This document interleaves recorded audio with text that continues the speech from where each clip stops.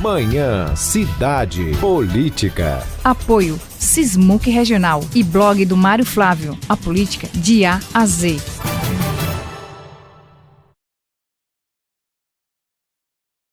Mário Flávio.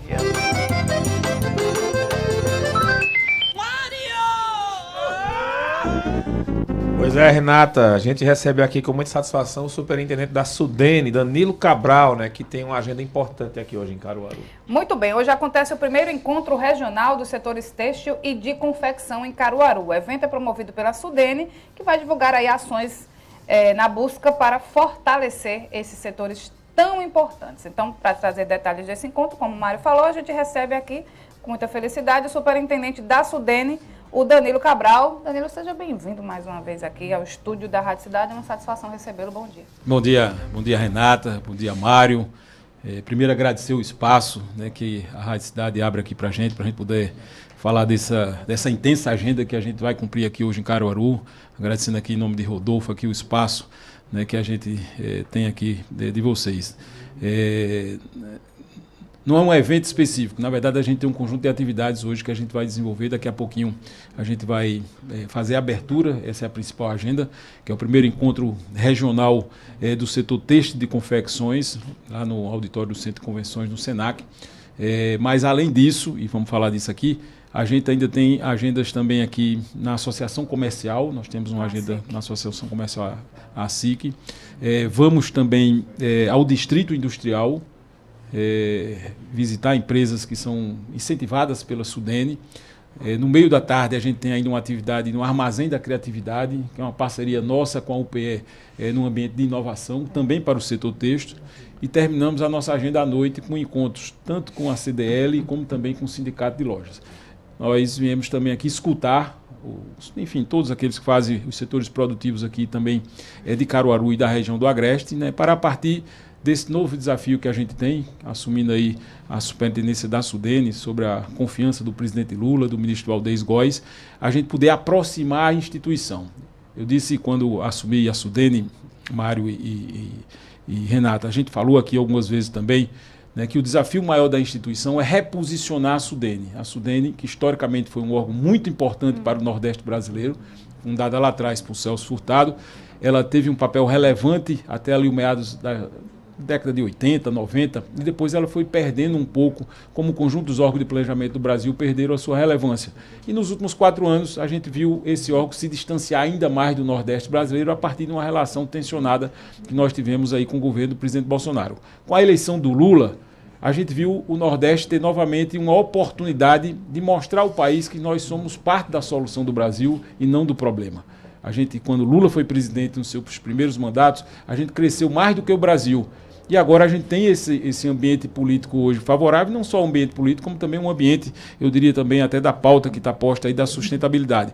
O papel da Sudene é ser esse órgão integrador, articulador, mobilizador, né, para que essas políticas cheguem na vida das pessoas.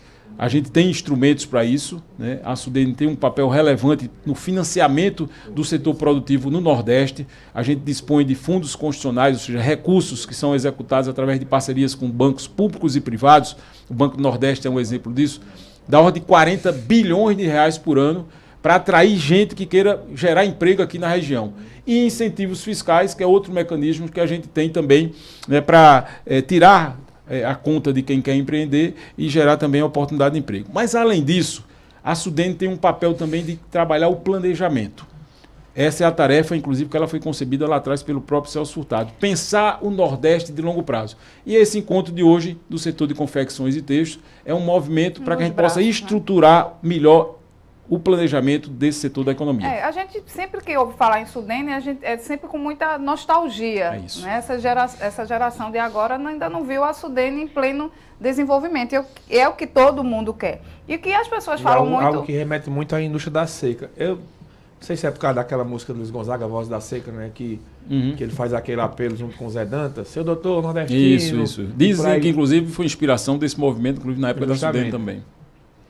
E o que a gente percebe também é quando a gente fala em incentivo, em chegar junto, a gente esbarra muito na burocracia. Né? Eu queria saber se o senhor aí à frente da Sudene, se tem trabalhado nisso, né? Para que tudo é muito fácil na teoria. Vai lá, a Sudene está aqui de braço aberto, a gente vai lhe ajudar, vai ser tudo lindo. E as pessoas continuam, não só a Sudene, mas outros órgãos também, esbarrando nessa dificuldade. Olha, toda semana a Andréia, estava aqui ainda agora, estava ali fora. A Andréia manda o material para a imprensa, é Sudene, consegue 18 milhões, 20 milhões, 50 milhões. Aí essa pergunta de Natália cai muito bem. Como é que a gente destrava esse dinheiro para e quem tem direito, por exemplo, a conseguir crédito? Para sentir o abraço de fato e ele não ficar só na teoria. Bom, muito importante essa pergunta de vocês. Primeiro, resgatar um pouco isso que vocês falaram aí, o Mário Flávio falou aí do Nordeste, né? O Nordeste da seca, aquele Nordeste, que a Sudene foi criada naquele ambiente lá atrás, em 1959, né, para que a gente pudesse garantir equidade de oportunidade. Ou seja, estava muito claro que o Brasil tinha crescido de forma desigual. Quem estava no Sul e no Sudeste tinha mais oportunidades do que quem estava no Norte e no Nordeste. Foi por isso que a Sudene foi criada. Naquele momento a gente tinha vivido uma grave seca, como estamos vivenciando de novo agora com a perspectiva do El Niño. Então a Sudene foi criada naquele espaço. O Nordeste não é mais o mesmo, nem a Sudene é mais a mesma. A gente não é mais aquele Nordeste da fome, da miséria, né, de só problema. A gente avançou muito, né? Avançou sobretudo nos primeiros anos desse século, né, sob a liderança do presidente Lula. A gente viu chegar os programas de proteção social, que antigamente o sujeito saía daqui quando partia a seca, com fome, ia correr para outras regiões do país. Enquanto hoje a gente tem um programa de proteção social que garante a cidadania às pessoas. A gente viu chegar a educação no interior, com universidades, né, com institutos federais, a gente viu chegar empresas no interior. Então o Nordeste não é mais o mesmo. A gente tem ainda desigualdades, é esse o papel da gente. O que é que a gente veio falar aqui? Porque essas perguntas que vocês fizeram, elas estão parte, inclusive, na pesquisa. A gente vai mostrar o resultado dessa pesquisa que nós fizemos hoje, só com o segmento de confecções, né, e o têxtil, né, mostrando que, entre outros desafios, o acesso ao crédito, sim, e ao financiamento é um desafio que está posto. A gente vai mostrar, inclusive, que o percentual de pessoas que até conhecem que existe essa possibilidade não é tão grande. É por isso que a gente está fazendo esse reencontro da Sudene, né? Quebrar essa nostalgia. Quando eu cheguei na Sudene, Renata, as pessoas diziam, a Sudene existe ainda? Para mim ela nem existisse mais, porque ela foi extinta lá atrás por Fernando Henrique, né? E depois ficou esse sentimento, que as pessoas veem aquele prédio ali na entrada do Recife, né, desativado. Né? Então as pessoas imaginam que a Sudene não existe mais.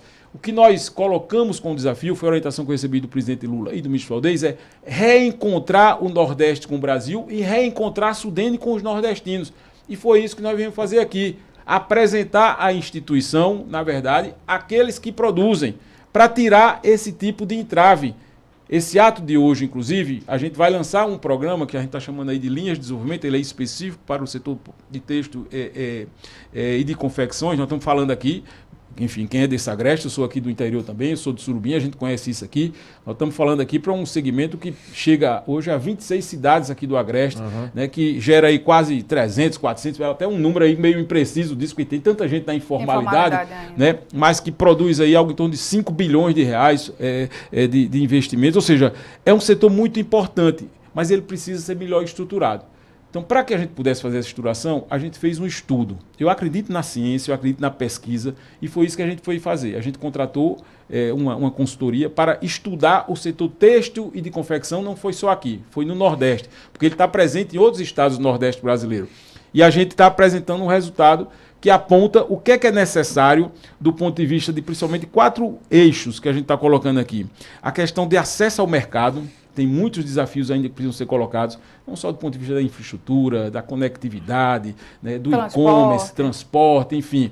Né, a questão da governança, que precisa melhorar ainda. Tem muita precariedade ainda na gestão desse sistema, até porque tem muitas empresas que são familiares, né, a gente sabe que tem muitos pequenos fabricos aí que são familiares também. E, principalmente, essa questão do crédito. Esse é um ponto central. A gente vai estar aqui hoje, inclusive, com os parceiros. Não tem crédito, né? A gente vai estar com esses parceiros hoje aqui para discutir isso. Porque tem uma determinação do presidente Lula para que a gente coloque esses fundos que nós temos à disposição também dos miúdos. Porque, infelizmente, até por sua capacidade de organização, muitos desses créditos só as grandes empresas conseguem acessar. Porque tem uma estrutura melhor, profissional, Falta contábil, informação, jurídica, falta projeto, tal, ou seja, consegue acessar. E o presidente já determinou, inclusive aos bancos regionais, é isso que Paulo Câmara também vem tentando fazer aqui, que a gente amplie o acesso dos créditos. Nós temos, inclusive, uma resolução, porque o que é que a Sudene faz? O papel da Sudene é definir quais são os critérios de uso desse dinheiro. A Sudene tem os dois fundos constitucionais, o FNE e o FDNE. A gente está falando de 40 bi ano, isso aqui, os dois, tá? O que é que a gente coloca na regulamentação? O Banco do Nordeste, por exemplo, ele é contratado da Sudene para ser o agente operador. A Sudene não é um banco, ela contrata um banco para ver se você tem condições de pagar aquele empréstimo, tal, ou seja, isso é o Banco do Nordeste que faz. E pela resolução, só 55% desses recursos devem ser destinados aos pequenos, micros e médios empresários. Mas muitas vezes a gente não consegue acessar, é isso que você colocou aí. Eu recebi o pessoal, por exemplo, de cooperativas e associações. Eu tive no Ceará, eu tive na Paraíba, eu recebi gente aqui de Pernambuco, gente de Alagoas, e eles colocam de forma muito explícita, clara, nós não conseguimos acessar. Quando você pega os indicadores de resultado de execução desses financiamentos, as cooperativas, por exemplo, só recebem praticamente 1% desses recursos consegue acessar. É muito pouco. Tem um problema cultural, que a gente aqui no Nordeste, a gente ainda não tem de forma consolidada essa coisa do cooperativismo, isso é muito presente no Sul e no Sudeste, e isso exige capacitação, exige formação, existe até uma mudança cultural da formação daqui da gente também. Né? Teve problema de gestão no decorrer desse processo, porque muito lá atrás, e não foi agora, mais atrás, muitas vezes essas cooperativas, por essa ausência de gestão, não conseguiram pagar aquilo que receberam, ficaram negativadas e ficou com aquela forma que não recebe mais. Às vezes não tem nenhuma unidade entre eles. O que é que nós queremos fazer aqui? Eu vou usar uma expressão que o meu saudoso amigo Eduardo Campos gostava de dizer. A gente veio aqui fazer a intriga do bem. A gente veio mostrar o resultado, mostrar o diagnóstico, juntar numa só mesa os atores que são responsáveis por isso. Vamos trazer a turma da universidade, vamos trazer o Ministério da Integração, vai estar presente, e a Secretária Nacional do Desenvolvimento Regional vai entrar, inclusive, virtualmente, para falar de um programa que já existe, mas que Pernambuco não fazia parte, mas que vai fazer parte, que é a Rota de Confecções, que já está presente em outros estados. E o que é que esse programa é? Um programa do Ministério da Integração. Ele vai discutir e formar, porque a gente vai fazer um plano de ação. Depois você tem que fazer projeto disso. A gente vai fazer ação em relação ao acesso ao mercado, em relação à governança, em relação à inovação, em relação a crédito, e depois você tem que transformar isso em projeto, para que com os projetos as pessoas possam buscar o dinheiro. Esse é o papel do Rotas. Nós vamos incluir suporte de gestão e técnico para que essas pessoas possam se habilitar. É essa intriga do bem que a gente veio fazer. Esse já é mais aqui. Um perfil aqui do Polo de Confecções. Hoje, já é né? voltado hoje. pra... Na verdade, o Rotas de Confecção, o que é o Rotas, para explicar até melhor assim? O Ministério da Integração e Desenvolvimento Regional, ele identifica segmentos na economia do Nordeste, né, que estão presentes, sobretudo, no interior do Nordeste brasileiro. Ele é desenhado de acordo com o perfil do segmento.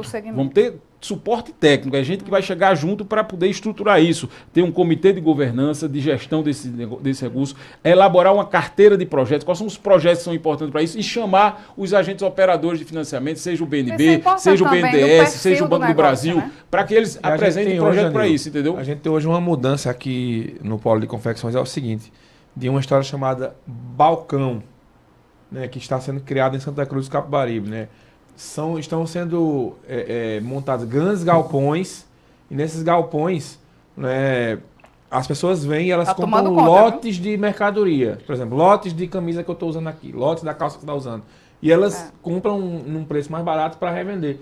E esses galpões estão substituindo aos poucos e está virando uma coisa meio sem controle lá em Santa Cruz do Capibaribe. O dono do galpão vai buscar o cliente. Vai buscar o cliente no aeroporto de Campina Grande ou do Recife, traz para cá no carro, o cara não tem a pessoa, a mulher, hospedagem, enfim, tem hospedagem, tem tudo. Ele tá tendo, não tem mais um atravessador e está mudando um pouco a realidade. É uma prática predatória que, aos poucos, ela vai terminar lascando com o pequeno, que o pequeno que fabrica está ficando refém do galpão. Eu não sei se a história do galpão ela vai ser boa ou vai ser ruim. O tempo é que vai dizer. Mas existe essa mudança lá em Santa Cruz. Em Caruaru ainda não chegou isso por aqui. Em Toritama também não.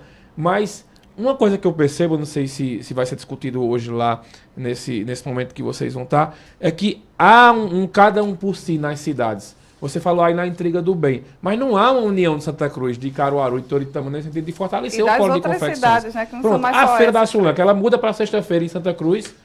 Aí, sem constar Caruaru, tem que mudar, Toritama tem que mudar. e muda a realidade de todo mundo. Quando eu acho que isso poderia ser a intriga do bem. Se a gente ficar aqui, se a gente trouxer os mesmos clientes, são perfis diferentes, mas o cliente que vem para Caruaru, ele vai para Santa Cruz, para Toritama e por aí vai. Mário, essa é uma questão central. Primeiro, essa necessidade de você articular e juntar esses atores. Esse é o papel que a gente está tentando fazer aqui. E quando eu digo fazer aqui, é fazer no Nordeste brasileiro. A Sudene tem uma presença nos 9 estados do Nordeste, mais o Norte do Espírito Santo e o Norte de Minas Gerais. Esse estudo abrange esse conjunto de estados. Esse é o primeiro encontro regional, tá? Nós escolhemos começar aqui por Pernambuco e começar por esse polo de confecções nosso. Mas depois a gente vai fazer um encontro ainda que reúne os estados mais acima do Ceará, do Piauí, e depois outros lá pelo Norte, juntando Bahia, Espírito Santo, Minas Gerais e Sergipe. Para levar também essa discussão. Qual é o desafio que você colocou aí? Quando a gente fala que nós precisamos garantir uma melhor governança, que às vezes as pessoas não entendem, enfim, o conceito, mas o conceito é exatamente isso que você está dizendo. Está claro que o setor é um setor muito importante e os números apontam isso. Tá?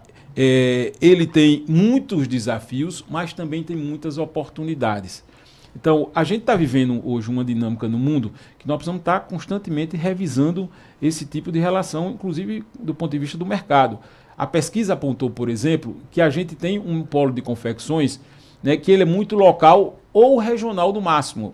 Mas o que se produz, e são dados das pesquisas, foram 400 empresas pesquisadas em todo o Nordeste brasileiro, tá? Nós precisamos conectar mais esse segmento com a economia nacional e com a economia externa, o mercado externo. Não há conexão com o mercado externo. O que se produz aqui não está chegando para fora. E tem ambiente para isso também. Agora, gente tem uma concorrência lá fora, por exemplo, na China, está chegando isso, aqui. Aí a gente tem isso também. Chega barato que só. Chega baratinho mesmo com a taxação. É isso. Aí tem toda uma discussão que tem que ser feita do ponto de vista, inclusive, da proteção fiscal, tal, que precisa ser feito também. Mas, na essência, nós precisamos juntar esses atores. Quando você fala que está ocorrendo isso em Santa Cruz, que não chegou aqui, que Toritama tem outro caminho, nós precisamos sentar com todo mundo para definir uma estratégia. O que é importante? Olhar isso como um polo e não cada um olhar para o seu umbigo. Se cada um olhar para o seu umbigo, nós não vamos ter salvação. Para que a gente possa consolidar isso, nós precisamos ter uma leitura estratégica aqui desse assunto. E aí, quem pode cumprir esse papel, eu acho que a Sudene pode ajudar. É isso que nós estamos procurando fazer. Se tem uma dificuldade de diálogo, então isso vai levar à constituição de um fórum de discussão aqui. Hoje a gente vai ter a apresentação de manhã do nosso plano regional, né? Depois a gente vai ter a apresentação da pesquisa. Nós vamos apresentar também os 4 eixos da atuação que nós queremos fazer aqui a partir do resultado da pesquisa, que é estruturar melhor a inovação, estruturar melhor o acesso ao mercado, estruturar melhor essa governança e a questão do crédito. Na parte da tarde vai ter oficinas de trabalho para discutir isso, escutando, ouvindo isso que você está dizendo, que eu tenho certeza que tem gente que está me escutando aí, que está num fabrico dentro de casa, que quer ter um trocado para comprar uma máquina e não está conseguindo dinheiro para isso. Saber como é que esse dinheiro chega aqui, né? Chega nesse negócio. É isso que nós queremos juntar todo mundo aqui. Em termos de competência, né, qual é a competência do Banco do Nordeste e da Sudene? Para que o nosso ouvinte entenda, né, qual a área de atuação de um, qual a área de atuação do outro, quando os dois se complementam e por aí vai. Os dois se complementam. Inclusive tem uma relação muito fraterna com o nosso presidente Paulo Câmara, né, que foi governador desse estado também. Qual é o papel da Sudene, qual é o papel do Banco do Nordeste e de outros bancos?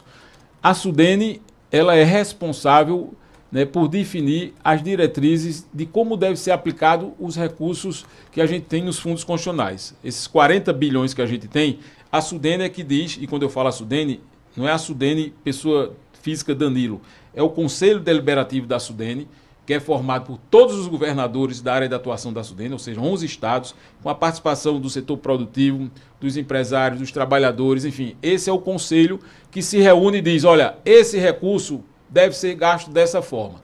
Nós vamos ter uma reunião agora no próximo dia 13 de dezembro, aqui em Pernambuco. Nós vamos fazer uma nova reunião do Conselho Deliberativo da Sudene. Voltou a se reunir agora conosco, porque estava parado, tá? Não estava tendo nem reunião, os governadores nem mais estavam participando da reunião. Por quê? Porque o Bolsonaro só fazia esculhambar o Nordeste e a Sudene se isolou nesse processo. Essa briga do Bolsonaro com o Nordeste nos 4 anos terminou esvaziando ainda mais a Sudene. O que a gente está fazendo agora é reconectando a Sudene. No nosso ato de posse, a gente teve a primeira reunião que veio já a participação do governador, vamos ter a outra agora dia 13. Nessa reunião, A Sudene vai decidir, os governadores, como é que vai ser gasto esse recurso. Definidos os critérios, aí o Banco do Nordeste, que é o nosso parceiro, é contratado para fazer a operação. Como eu disse, a Sudene não é um banco, é um órgão de planejamento. Então, ele chega para o banco e diz, ó, banco, você pode emprestar a esse percentual, você pode emprestar a essas pessoas, você pode emprestar a esse público aqui, que é o público-alvo da gente, a esse setor do território. Faz um encaminhamento. Por exemplo, vou dar um exemplo aqui. O banco que faz a análise. O banco é que analisa se o sujeito tem condições de pagar, quanto vai ser o juro. É o banco que pede a certidão até do É o tataravô banco, da pessoa. é o banco. O papel do banco é esse. E um é menino cumprir de isso. Mas deixa eu te dar um dado importante agora do nosso Plano Regional de Desenvolvimento Nordeste, que foi aprovado agora também. Nós colocamos como território estratégico o interior do Nordeste. A gente tem como princípio desconcentrar esse crescimento. O Nordeste cresceu na borda do mar, as capitais estão aí inchadas, né? E a gente sabe que quem é do interior tem dificuldade de ter acesso mais às coisas de quem está lá na capital. Então o plano regional, ele coloca 2 territórios como para serem incentivados, ou seja, nesses territórios vai ter um critério de uma pontuação melhor quem quiser investir lá. Então, por exemplo, o semiárido. O semiárido é uma região importante no Nordeste brasileiro, estamos falando aqui para 12% do território do país, onde mora aí 25 milhões de brasileiros, né, onde a gente tem aí perto de 1.500 municípios que fazem parte dele, e que tem um conjunto de oportunidades lá, e que você precisa garantir a cidadania dessas pessoas que estão lá, porque senão elas vão sair de lá para outro canto. Então, quem quiser investir no semiárido e tem oportunidades lá, essa pauta ambiental, está cheio de gente aí instalando em energia eólica, energia solar, né, em área que antes era um problema porque só tinha sol, o sol agora é uma oportunidade. Nordeste, Deus foi nesse momento generoso com a gente, porque transformou o sol naquilo que era ruim numa coisa boa para a gente. Tem uma flora lá que tem muita gente que está investindo. A gente tem um bioma da Caatinga que tem centenas de espécies vegetais ali que pode dar para fármaco, para fitoterápicos, né, que o mundo está olhando para isso, do ponto de vista da sustentabilidade. Esse é um território. E o outro território são 52 grandes cidades que nós temos no Nordeste brasileiro. Quando eu falo Nordeste, repito, Minas e Espírito Santo, né, que elas crescem num padrão que a gente precisa induzir elas, porque induzindo elas a gente ajuda a crescer toda a região. Caruaru é uma dessas 52 cidades. Ela está listada no nosso plano regional como uma cidade que a gente chama de policêntrica. Investir em Caruaru significa desenvolver o Agreste, da mesma forma que investir em Serra Talhada, que é outra, ou investir em Petrolina, ou na cidade do Recife. No Pernambuco nós temos 4. Não quer dizer que as outras não. As outras também vão ter acesso, até porque elas estão, por exemplo, no território de semiárido. Mas elas crescem. Então, a gente vai, nesses critérios, que eu acabei de falar aqui, que a Sudene vai voltar agora no final do ano, quem investir nessas áreas vai ter uma pontuação melhor para poder ter acesso a esses recursos. Danilo, você falou aí na reativação do Conselho, né? Mas antes eu queria só fazer pergunta dos ouvintes aqui que estão mandando mensagem, né? O Alberto Xavier, radialista, manda um abraço aqui para você, está acompanhando a entrevista.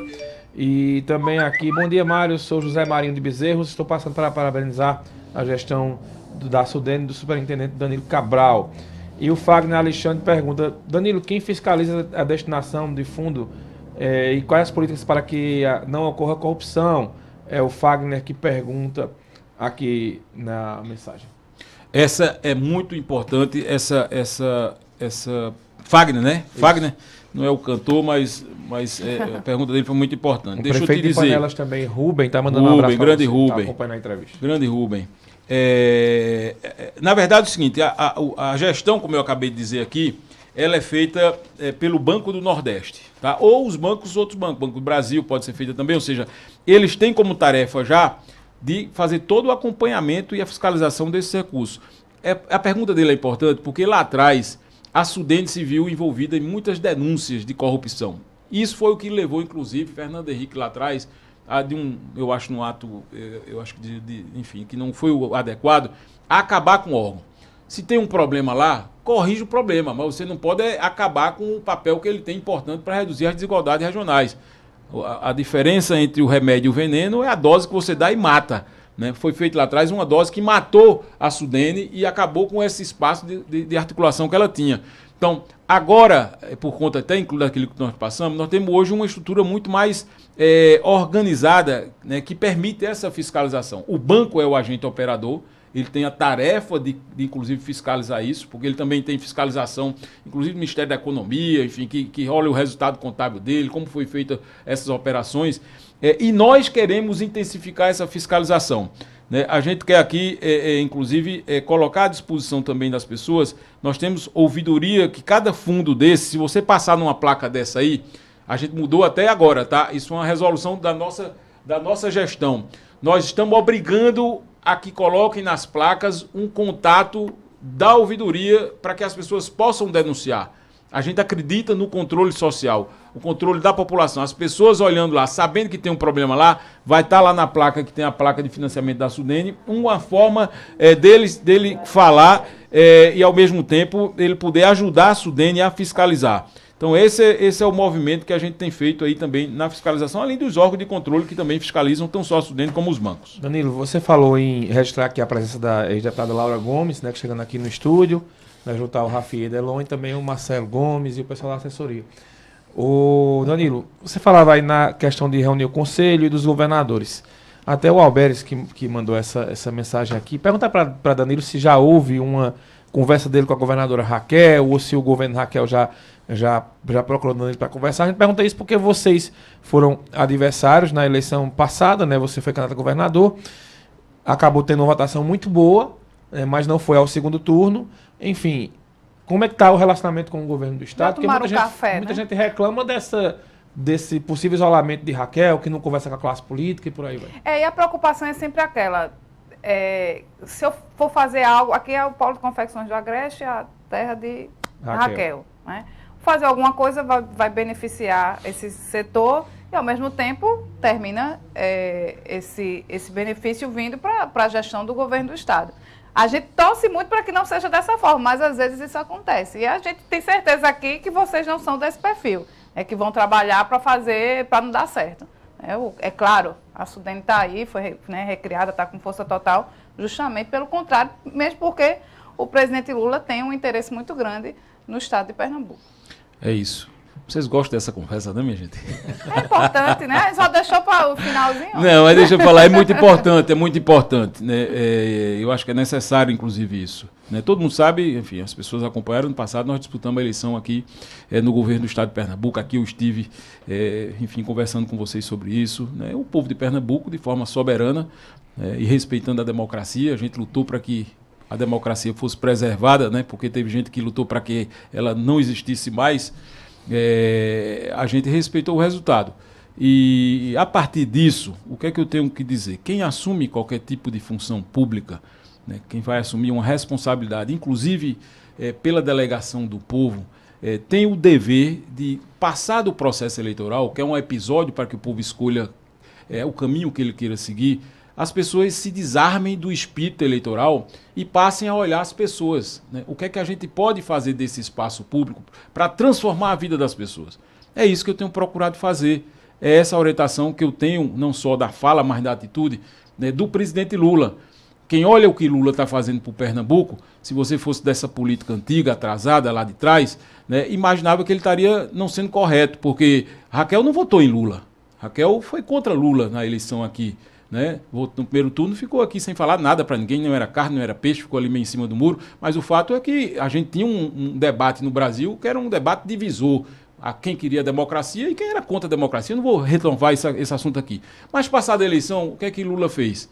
Anunciou um PAC de 1,7 trilhão de reais, para que a gente possa reanimar a economia, investir em infraestrutura, movimentar, enfim, gerar emprego e renda. Destinou ao Nordeste brasileiro 700 bilhões de reais. Nenhum presidente da história desse país fez mais do que o Nordeste, do que Lula. Lá atrás ele fez e mais uma vez está mostrando esse compromisso. E olhou para Pernambuco e disse, aquela governadora não votou comigo, mas não me interessa com quem ela votou. Me interessa o que é que as pessoas esperam que eu faça para mudar a sua vida. E foi isso que Lula fez. Está colocando 90 bilhões de reais aqui em Pernambuco no PAC. As obras que já estão sendo executadas, inclusive, aí começou a 423, aqui do lado, né, que era uma promessa antiga, vai duplicar São Caetano até Garanhuns. A 232, a própria 104, a refinaria, a Transnordestina, que a Sudene vai fazer a Transnordestina, é a Sudene que vai tocar esse assunto. Mas então, esse discurso que o senhor está tendo aí, parece que a governadora, quando ela fala, parece que é ela que está fazendo. Eu acho que o governo federal, não está comunicando bem essa história. Mário, acho que eu gosto muito do que Dom Helder dizia, citando Eduardo, gostava muito de usar essa frase, que Eduardo dizia, tem gente que pensa que o povo é besta, que o povo não pensa, mas o povo pensa. O povo sabe. Se não fosse essa sabedoria popular, né, o Nordeste não teria dado a Lula a maior vitória, que o Nordeste elegeu o Lula novamente. O povo sabe o que é que Lula fez e o que é que Lula está fazendo pelo Nordeste. Agora, a discussão não é paternidade, porque eu acho que o momento é de juntar. É isso que eu estou procurando fazer. O momento não é de estar espalhando, o momento é de juntar. A gente tem muitos desafios, mas tem muitas oportunidades no Nordeste que, se a gente conseguir juntar aqui, cada um deixando de lado as pequena diferença que possa ter, a gente consegue seguir mais adiante. Então, eu, quando assumi a Sudene, o primeiro ato que eu fiz, depois de ir ao governador João Azevedo, porque era o presidente do consórcio dos governadores do Nordeste, precisamos trazer os governadores de volta para o debate na Sudene, né, porque o consórcio se transformou num espaço paralelo. A gente foi lá e trouxe o governador João e os governadores voltaram à Sudene. Eu fui a governadora e convidei ela para minha posse. Infelizmente, ela não pôde ir. Infelizmente, enfim, pelas razões que não me cabe julgar, ela não foi. Mas Raquel, né, vai com Lula para Dubai. Depois de... Ela tem que ir. Tem que ir, porque se é para buscar alguma coisa para Pernambuco, mas quem está fazendo para Pernambuco é Lula, tem que chegar a Lula. A governadora disse ontem lá no lançamento do Juntos pela Segurança que ela teve esse mesmo discurso aí. Eu não vou olhar o ano que vem a eleição, não vou olhar com partidária. Mas no São João agora, o que mais Raquel reclamava era que Caruaru não recebia recursos do PSB. E no São João agora, Gravatá, que é governado por um prefeito do PSB, não recebeu o recurso do São João. Olha, eu tenho procurado, Mário, deixa eu te falar uma coisa. Quem tem acompanhado a minha atuação, eu tenho procurado, inclusive, respeitar uma institucionalidade. Eu estou agora como superintendente da Sudene. Né? É claro que eu tenho minha avaliação política, inclusive, do próprio governo de Raquel. Não quero fazer isso agora, porque eu quero esperar, inclusive, um tempo que eu acho que é minimamente necessário para poder usar. Ela está terminando o primeiro ano dela agora. Né? Já é uma caminhada que não dá para você dizer o que vai dar certo ou o que vai dar errado lá na frente, mas é um período que já dá para você sentir, como dizia também Eduardo, no arriar das malas para onde quer que as pessoas vão. Então, eu não quero fazer essa avaliação agora, até, repito, pelo tempo que eu acho que é necessário e pela a relação da institucionalidade. Mas as pessoas estão percebendo, já começam a fazer suas avaliações. Então, deixa que o povo, no momento certo, também vai se manifestar sobre isso. Qual é o meu papel? É procurar ajudar. O fato de eu ter perdido a eleição para ela, né, absolutamente não me distancia do compromisso que eu tenho de ajudar Pernambuco. E é isso que eu tenho que procurar fazer. Hoje eu chamei Raquel para vir para cá. Não sei se ela vai vir, eu acho que não. Como em todos os eventos que eu faço, eu tenho chamado a Raquel para participar. É minha tarefa. É relação institucional. Danilo, enquanto superintendente da Sudene, chamando a governadora que representa o estado de Pernambuco para participar dos seus atos e ver como é que a gente pode caminhar junto. Deixa a diferença de lado, como é que a gente pode caminhar junto. Eu acho que é isso que as pessoas esperam. A gente tem uma eleição aí que está à porta da gente, da eleição municipal. Repito, que bom que vamos ter, porque teve gente que não queria que tivesse eleição no Brasil. Né? Deixa que o povo daqui a pouco vai se manifestar. Cada um vai ver aí, apontar o seu caminho, o que é que pensou daqui de Caruaru, do estado de Pernambuco, e vamos deixar o povo lá na frente se manifestar. Olha, já que o senhor falou em eleição, aqui no estúdio tem 2 que disputaram a eleição para prefeito em 2020. Rafier e Marcelo Gomes. Né? Danilo Cabral apoia quem o ano que vem em Caruaru? Rafier, que faz parte do Jaçudene, ou Rodrigo Pinheiro, que Marcelo Gomes está na Eu acho que tu não viu direito o que eu falei, não. Amigo, deixa eu te dizer, de forma muito franca, é isso. Tá focado na Sudene. Ó, ela já sabe a conversa toda, tá vendo? Mas, Renata, deixa eu te dizer, o fato é isso mesmo, eu estou muito focado na Sudene, porque eu tenho uma tarefa, eu não tenho a ilusão de que nós vamos fazer a Sudene ter o tamanho que ela teve lá atrás, quando ela foi instalada por Celso Furtado, até porque as relações políticas, econômicas, sociais, enfim, meados do século passado, não são as mesmas de hoje. Mas eu tenho um desafio e eu vou fazer de colocar a Sudene de volta no debate. Isso nós vamos fazer. Na verdade, já estamos fazendo. É fortalecê-la, né? Para que ninguém tenha coragem de diminuí-la novamente. É isso, né? Nós temos um papel, nós temos que estar presente nesse debate. O Nordeste brasileiro, né, representa aí 26% da população e apenas 15% do PIB desse país. É por isso que a Sudene existe, é para igualar, tirar essas desigualdades. Não pode quem nasce no Nordeste ter menos oportunidade que quem nasce no Sul desse país. Por que isso? Qual é a razão disso?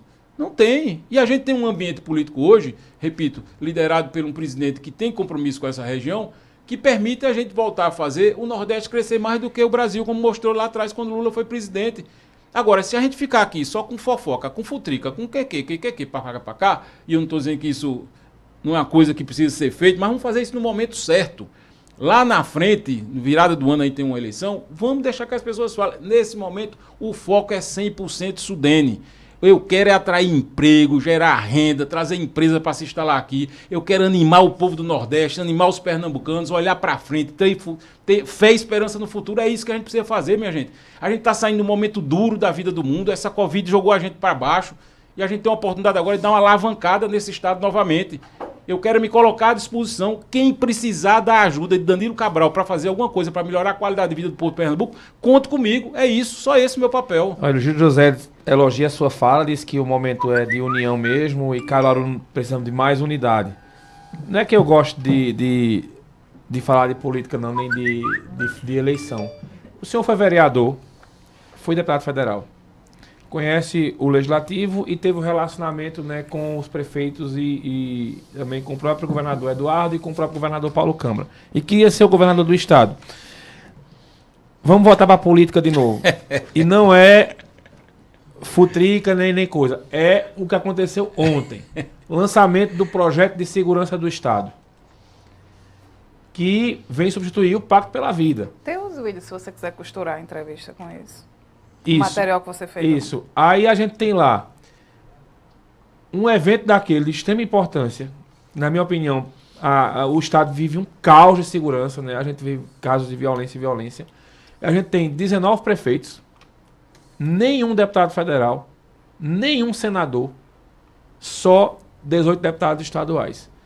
Eu conversei com alguns deputados e eu vou ler o que um deputado que é da base da governadora disse a mim. A política no governo Raquel é complicada. Ela se fechou lá dentro, abre aspas, viu? Tá pior do que Bolsonaro quando perdeu, totalmente isolada no palácio. Não gosta da política, mas é o estilo dela, fecha aspas. Isso foi um deputado da base do governo de Raquel que escreveu para mim ontem. Eu até publiquei no blog e tal. Como é que o senhor avalia essa relação e o que é que o meio político fala dessa história de que Raquel não conversa com ninguém, vive isolada no palácio das princesas? Tu acabaste de ler aí o que o sujeito falou, eu preciso falar mais, não. Que tá andando com ela, imagina eu que não tô, né? Não, mas veja. Mas o meio político fala, eu quero saber o que é que o meio político fala. Olha, eu repito, eu não quero fazer pré-julgamentos, mas se você olha esse tipo de manifestação, né, eu acho que a gente tem que estar atento a ela, né, porque qualquer governo para dar certo, tá, isso eu aprendi na minha trajetória de vida de 40 anos de vida pública, de quem já passou já por muitos cantos, legislativo, executivo, enfim, governo federal, estadual, municipal, tudo que canta a gente já passou nessa vida. Era essa história que eu queria colocar à disposição de Pernambuco. Mas ela tem que ter um tripé de qualquer sucesso de governo. É gestão, é comunicação e é política. Se você não conseguir conduzir essas três coisas bem, você vai ter problema. Eu não estou falando do governo dela, estou falando de qualquer governo. Para dar certo, essas três coisas têm que funcionar. Tem que ter um governo que tenha uma equipe competente, que saiba fazer as entregas, que saiba moer, como dizia Eduardo, para aqueles que mais precisam, para os miúdos e não para os graúdos, fazer a máquina quebrar a burocracia, isso é um ponto. Tem que saber se comunicar. Vocês que são comunicadores sabem a importância disso.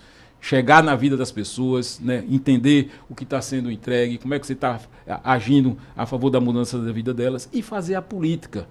A política no bom sentido, no sentido republicano. Porque tem gente que olha assim e fala política parece uma palavra na cabeça das pessoas, safadeza. Não é safadeza, não.